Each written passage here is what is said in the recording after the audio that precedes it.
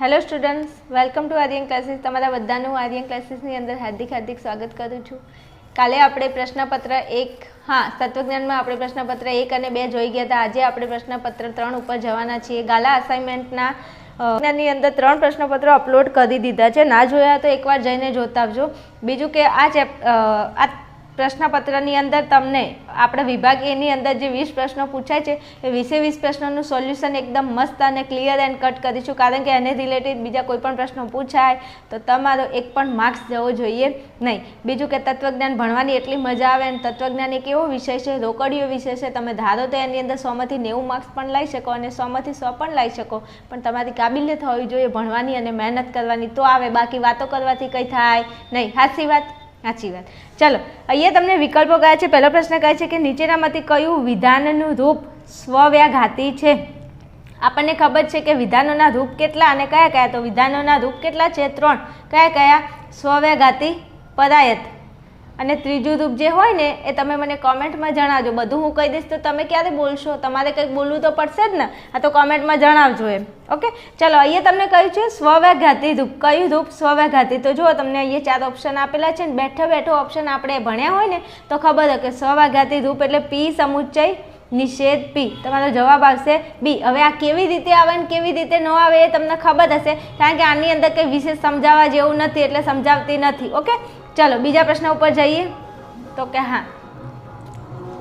પી સમુચ્ચય ક્યુ કૌંસમાં પી સમુચ્ચય ક્યુ વિકલ્પ નિષેધ પી ના સત્યતા કોષ્ટકમાં કેટલા આદ્ય સ્તંભ આવે? તો આદ્ય સ્તંભ કેટલા બને? 2 બને. ઓકે, તમારો જવાબ. ચલો પછી આગળ સોપાધિક સંવિધાનને લગતા નિયમને સંક્ષેપમાં શું કહે છે? એનું ટૂંકું નામ સમજાવો એમ કહે છે. જો અનુમાનના 8 નિયમો ભણ્યા હોય તો આપણને ખબર હોય. અહીંયા તમને સોપાધિક સંવિધાનનો નિયમ કહ્યો છે. કયો નિયમ? સોપાધિક સંવિધાનનો નિયમ. તો સોપાધિક સંવિધાનના નિયમનું ટૂંકું રૂપ શું થશે? HS. શું થશે? HS. બીજું અનુમાનના 8 નિયમો એકદમ સહેલા છે, તમને આવડવા જોઈએ. એના નામ, એના ગુજરાતી નામ, એના સંક્ષેપના નામ અને એના રૂપ. કારણ કે આની ઉપરથી પ્રશ્ન અવારનવાર પરીક્ષાની અંદર પૂછાતા હોય છે અને આ નિયમો યાદ રાખવા હોય તો અહીંયા લખી દઉં છું, થોડું ધ્યાનમાં લેજો. નિયમો MP, MT, HS, DS, CD, સિમ્પ, કોન્જ અને એડ. યાદ કેવી રીતે રાખવા? તમે તો બોલી દીધું પણ અમને યાદ નથી રહેતા. તો યાદ ના રહેતા હોય ને તો આપણે કેવી કવિતાઓ ગાતા હોય એટલે થોડી કવિતા બનાવી દેવાની અને અહીંયા ગાવાનું. શું ગાવાનું? MP, MT, HS, DS, CD, સિમ્પ, કોન્જ, એડ. આપણે ઓલી કવિતા ગાતા હતા ને નાના હતા ત્યારે. કઈ? Twinkle twinkle little star, how are you wonder what you are. ગાતા હતા? યાદ હશે. મને તો યાદ છે. તમને યાદ છે કે નહીં મને ખબર નથી એમ. જો નાના હતા 8 નિયમોને એકવાર મસ્ત તૈયાર કરી લેજો લખીને. ચલો પછી આગળના પ્રશ્ન ઉપર જઈએ.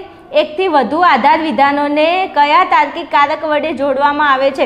તો 1 થી વધુ આધાર વિધાનો હોય એને કોનાથી જોડવામાં આવે? સમુચ્ચયથી જોડવામાં આવે છે. કારણ કે આ એક કારક છે જેને આધાર વિધાનોને જોડવામાં આવે છે આ કારકના લીધે. ચલો પછી આગળ 5મો પ્રશ્ન તમારી સ્ક્રીન પર આ રહ્યો. દેખાય છે તમને? હા, દેખાય છે. ચશ્મા નથી આવ્યા. એમપીને લગતા નિયમના રૂપમાં કયા તાર્કિક કારકનો ઉપયોગ થાય છે? હવે આ એમપીને લગતા નિયમના રૂપમાં કયા કારકનો ઉપયોગ થાય એ તમને ખબર ક્યાંથી પડે? તો એ તમને નિયમનું રૂપ આવડતું હોય તો ખબર પડે, બાકી ખબર પડે નહીં. હવે એમપીના નિયમનું રૂપ શું થાય? તો પી શરતી ક્યુ, પી માટે ક્યુ. તો હવે તમે જુઓ આ એમપીના નિયમનું શું છે વિદ્યાર્થીઓ? રૂપ છે. અને આ રૂપની અંદર કયા કારકનો ઉપયોગ થયો? તો તમને અહીંયા એક કારક દેખાય છે, શરતી.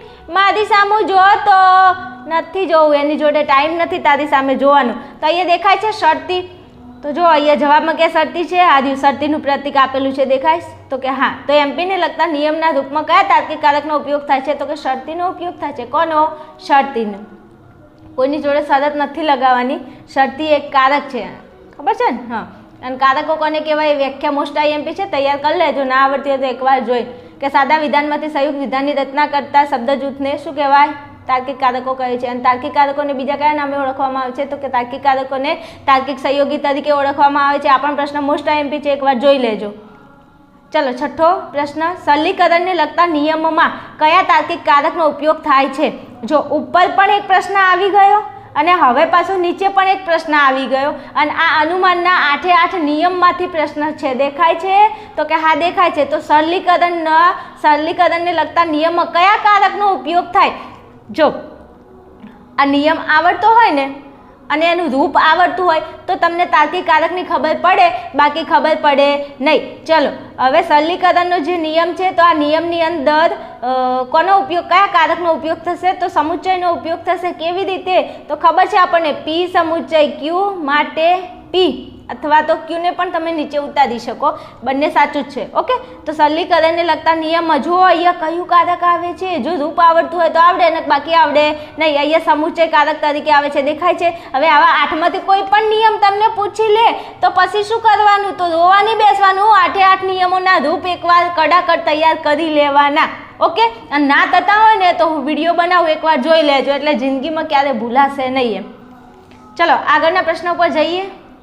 ચલો 7મો પ્રશ્ન, અર્વાચીન તર્કશાસ્ત્રીઓના મતે કેવા પ્રકારના વિધાનોને અસ્તિત્વલક્ષી ભાવાર્થ હોય છે? તો હા, થિયરી ભણ્યા હોય તો યાદ હોય, બાકી યાદ ના હોય. એકદેશી જે વિધાનો હોય, એકદેશી વિધાનોને શું હોય? તો કે અસ્તિત્વલક્ષી ભાવાર્થ હોય. ચોથા ચેપ્ટરમાં એકવાર નજર દોડાવી. ચલો પછી આગળ 8મો ક્વેશ્ચન, સાધ્યપદવાળા સંવિધાનના આધાર વિધાનને શું કહેવાય? આ પ્રશ્ન કાલે આવી ગયો હતો અને આજે ફરીથી આવ્યો છે. તો કાલે સમજાવ્યું હતું ને આજે ફરીથી સમજાવી દઉં. અહીંયા સાધ્યપદ કહે તો જવાબ આવે સાધ્ય વિધાન અને અહીંયા પક્ષપદ કહે તો જવાબ આવે પક્ષ વિધાન. હવે કેમ? ના ખબર પડી? જોઈ લેજો સંવિધાનની અંદર જે આધાર વિધાનમાં સાધ્યપદ આવતું હોય તો એ વિધાનને કયું વિધાન કહેવાય? સાધ્ય વિધાન. અને જે વિધાનમાં પક્ષપદ આવતું હોય એવા આધાર વિધાનને શું કહેવાય? પક્ષ વિધાન કહેવાય. ના ખબર પડી? ફરીથી સમજાવજો. જે આધાર વિધાનમાં પક્ષપદ આવતું હોય એને કહેવાય પક્ષ વિધાન અને જે આધાર વિધાનમાં સાધ્યપદ આવતું હોય એને કહેવાય સાધ્ય વિધાન. સમજી ગયા? હા સમજી ગયા. તો બહુ સહેલું લાગ્યું. તો સહેલું જ છે તત્વજ્ઞાન, એમ તો કહું છું. તમે કે સાંભળવા માટે તૈયાર છો? ક્યારેક ક્યારેક કોકનું સાંભળો તો મજા આવશે રિઝલ્ટમાં. ચલો, કઈ વ્યાપ્તિ કાર્યકારણ સંબંધ સ્થાપે છે?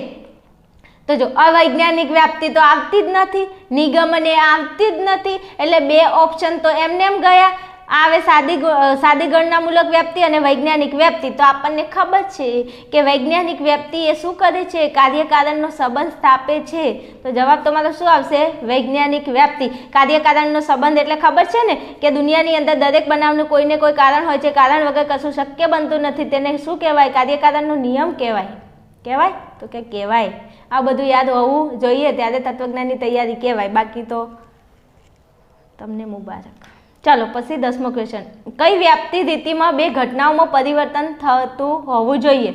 તો 2 ઘટનાઓ કઈ એવી રીતિ છે, કઈ એવી વ્યાપ્તિની રીતિ છે જેમાં 2 ઘટનાઓમાં પરિવર્તન થવું જોઈએ? તો અહીંયા એક જ એવી રીતિ છે જેનું નામ છે સહપરિવર્તન રીતિ. આપણને ખબર. પછી આગળ 11મા ક્વેશ્ચનમાં થોડું ધ્યાન લઈશું.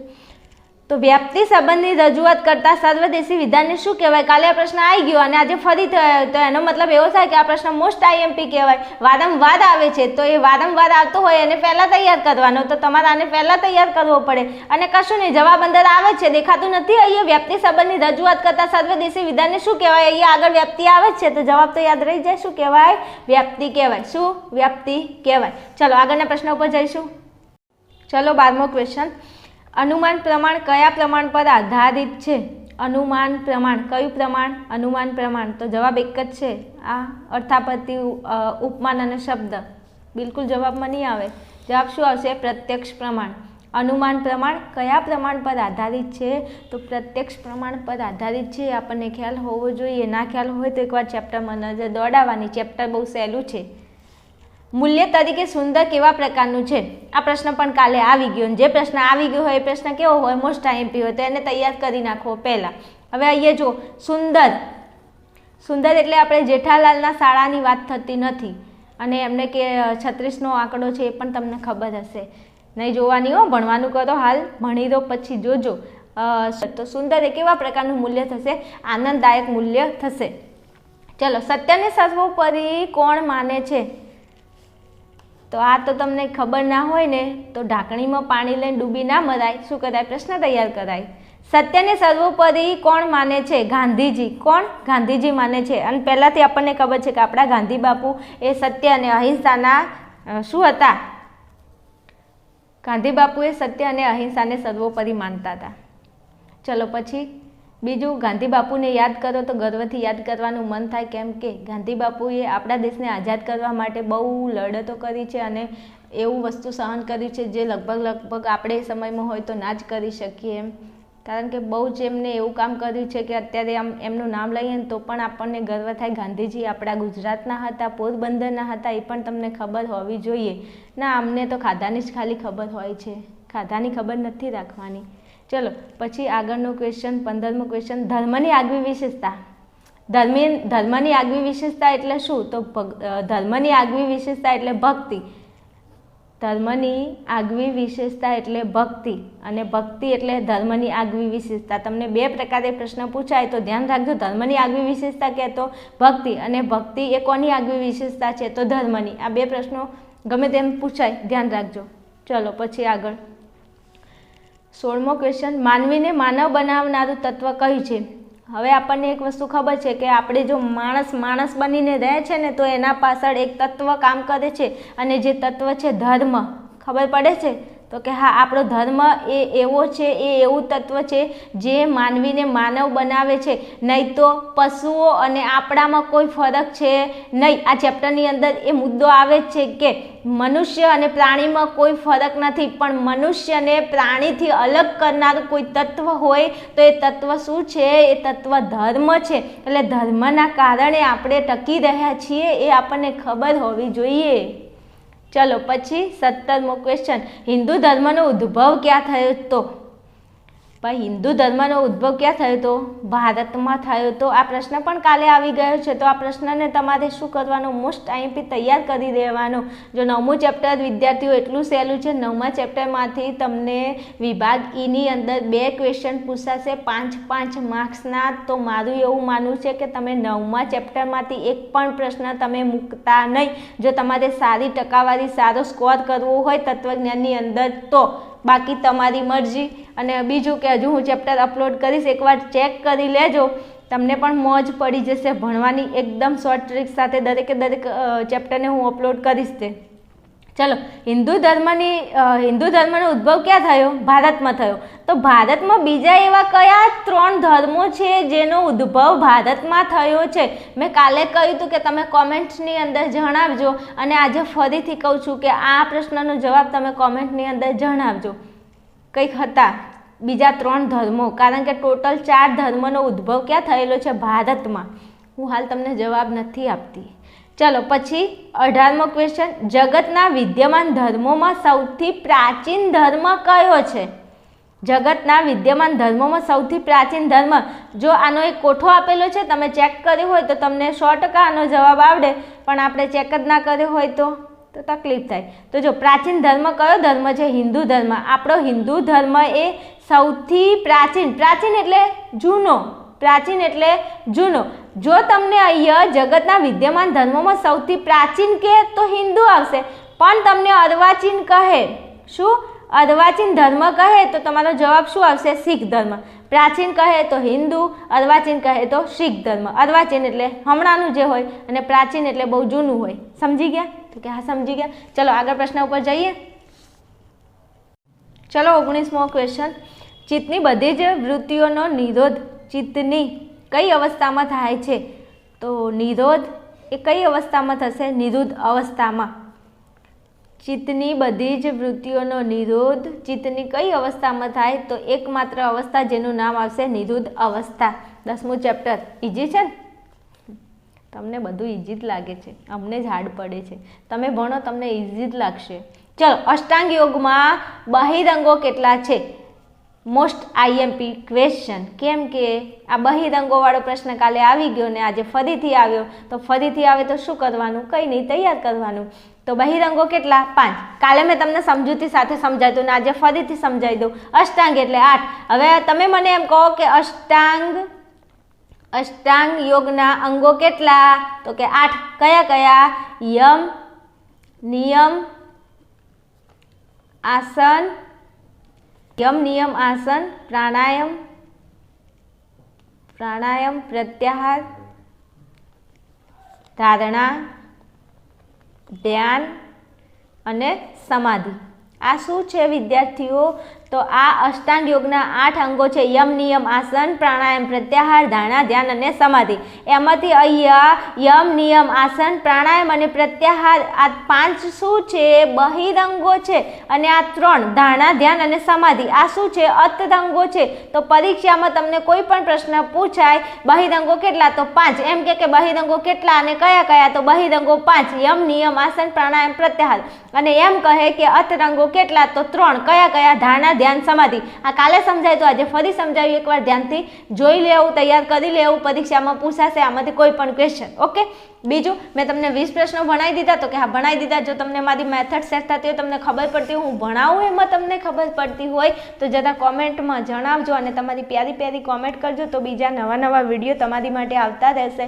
બીજું, ચેનલની અંદર નવા હોય તો ચેનલને સબસ્ક્રાઈબ કરો, વિડીયોને લાઈક કરો અને ખાસ એક નોંધ કે દરેક વિદ્યાર્થીને એટલું કહેવાનું કે જો તમને આ ચેનલની અંદર ભણવાની મજા આવતી હોય તો તમારા એવા મિત્રો જે તત્વજ્ઞાનમાં બહુ પાવરફુલ છે એને તમે મારો વિડીયો અવશ્ય શેર કરજો. આ એક પુણ્યનું કામ છે, જરા કરી લેવું. ઓકે, ચલો મળીશું નવા વિડીયોમાં. ત્યાં સુધી જોતા રહો આર્યન ક્લાસીસને. જય હિન્દ, જય ભારત.